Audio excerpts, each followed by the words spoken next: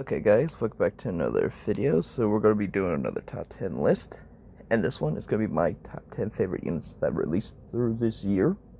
Or not this year, because now we're in 2026, Happy New Year's. But 2025, more or less. My top 10 favorite units released. And it's going to be a mixture of LRs and TURs, more or less.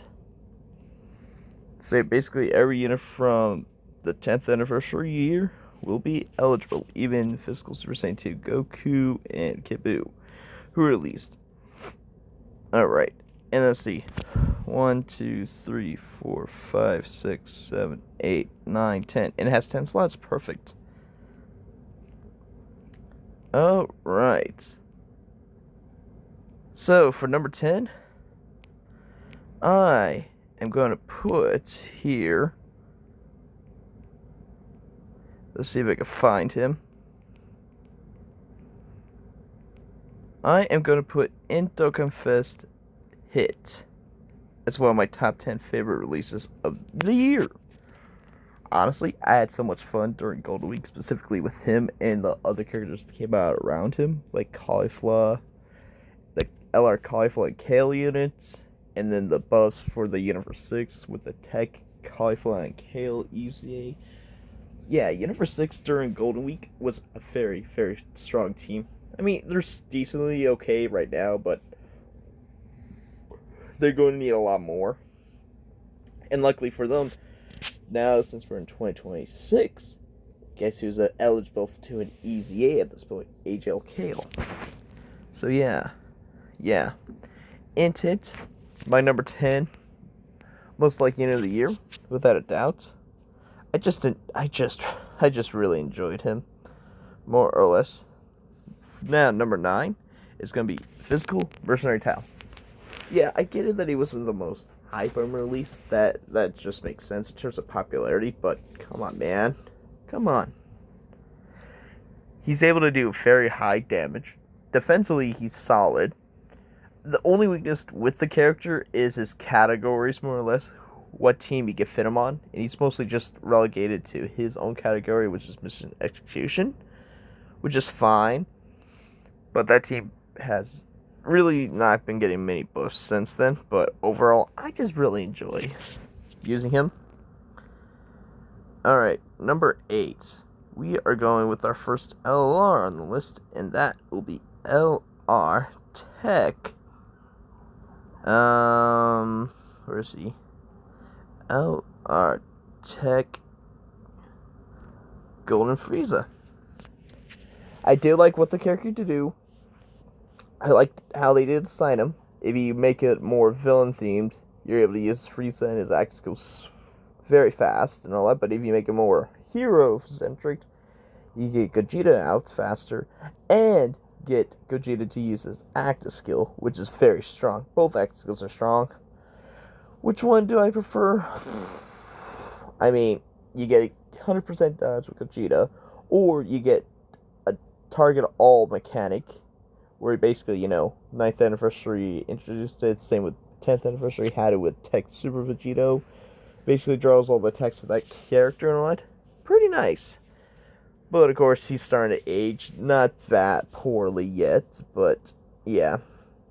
I think it's fine, but the issue more or less stems from not the kid itself aging slightly right now, but it's more or less the team. How you run the team, more or less, since he's a movie bosses lead. But yeah, I pretty much think he was a very, very solid release on. Very solid release when he released during the Tanabata celebration, which they replaced this year. So yeah, I think he was pretty solid. So yeah, that's my number 8 is Tech Golden Frieza / Gogeta. Alright, number 7. It's going to be Android 16. I will just tell you this much. Android 16, I was not expecting to enjoy as much as I did on release, but I've been enjoying what they did with his kit. He's very strong, especially once you get to the 5th turn, where he pretty much is just turn 1. In that turn, he's pretty much just a god of the unit. He can't barely die once he hits turn 5, getting all those extra buffs and all that. The support, he has turned the androids into an actual competitive team. Overall 16, phenomenal release in my opinion. Alright, let's go to number 6.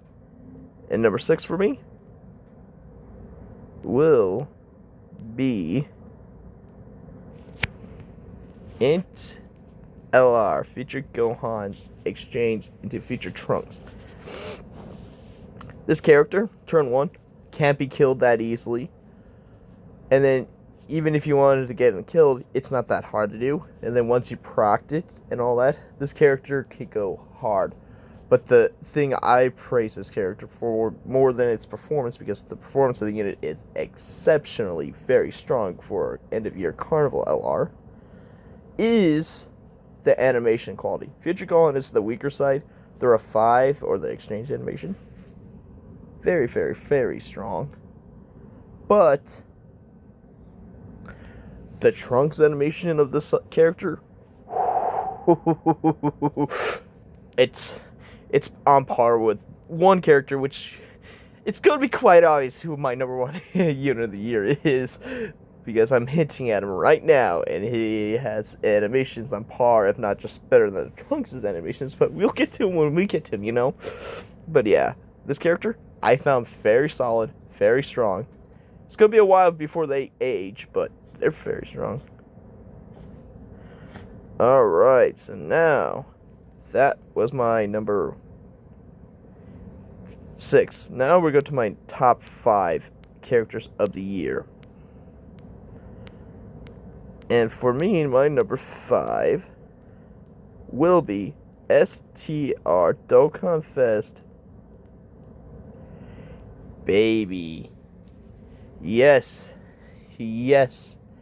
After all this time, he finally got a Dokkan Fest during the 10th anniversary. I'm happy he finally got his recognition.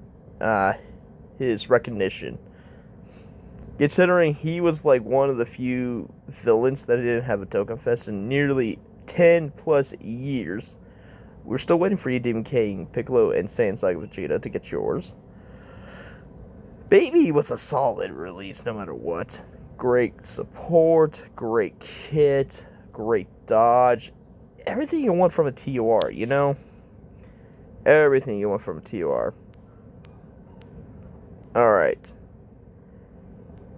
So, here comes the top 4, and this is actually where it definitely got a little bit more harder for me to choose.